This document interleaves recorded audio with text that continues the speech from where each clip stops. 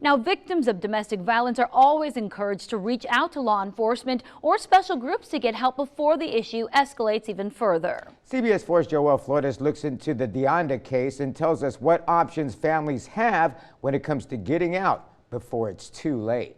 Once you say, no, I don't feel comfortable, stop, you're already telling them, no, you do not have consent.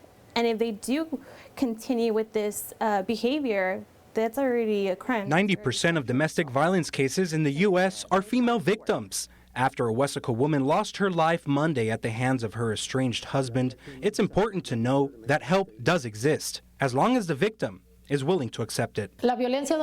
Domestic violence is a constant battle, and we try to help as many people as we can because it's their lives at risk. Domestic violence is a pattern of abusive behaviors, including physical, sexual, and psychological attacks. You start believing these, the things that these people are, that the perpetrator is telling you, because this is what you hear every day. For many reasons, many victims of an abusive relationship don't speak out. You start living this life where you feel that there's no escape, there's no way to get out. A perpetrator can threaten their lives, their families' lives, their kids' lives. In 2015, Mujeres Unidas, an organization that helps victims escape violence, assisted about 3,000 people, and not all cases involved just female victims. It can also be a woman against a man, where they're constantly being belittled as well.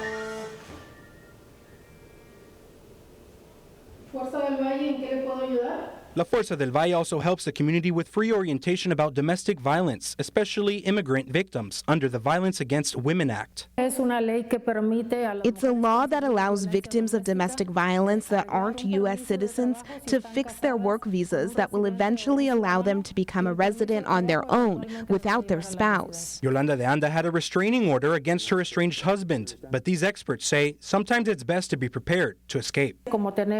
Having a backpack full of copies of important family documents like yours and your child's birth certificates and passports, the abuser's social security card, this allows the victim to make an easier escape. In Hidalgo County, Joelle Flores, CBS 4 News, and ValleyCentral.com. Mujeres Unidas will be hosting a 5K run and walk called A Walk in Her Shoes to benefit the organization's services. It will take place on April 23rd. For more information, call 630-4878.